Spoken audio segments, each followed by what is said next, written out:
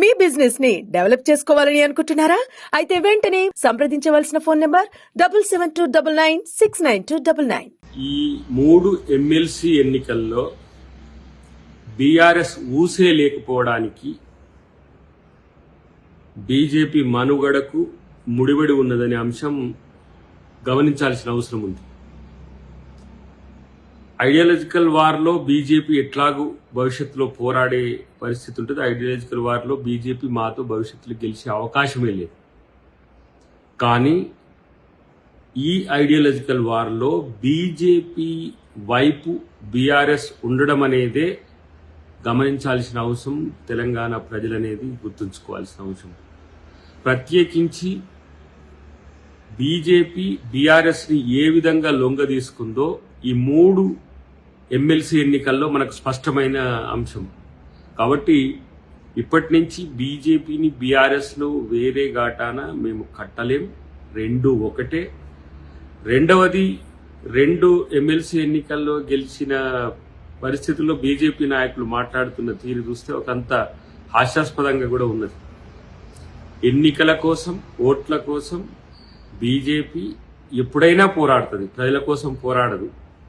ప్రజల కోసమో లేకపోతే రావాల్సిన నిధుల కోసమో కేంద్రం మీద పోరాడి తేవాల్సిన అంశం మీద ఉండదు, కానీ ఓట్ల కోసం పోరాడుతుంది. అది కొన్ని పార్టీలను పక్కన పెట్టుకొని.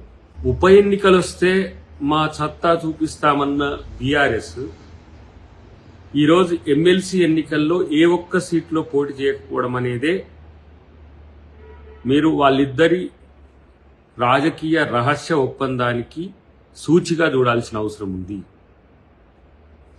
ఈరోజు ఉత్తర తెలంగాణలోనే బలంగా ఉన్న బీఆర్ఎస్ పార్టీ ఎందుకు గ్రాడ్యుయేట్ ఎమ్మెల్సీలో పోటీ చేయలేదు?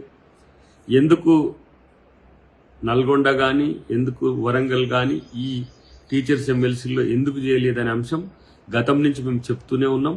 అది బీజేపీకి ఫేవర్ చేయడానికి, ఎంతకైనా తెగించడానికైనా సిద్ధపడి పోరాటమేమో కాంగ్రెస్ మీద, ఓట్లేమో బీజేపీకి వేయించే పనిలో ఉంది.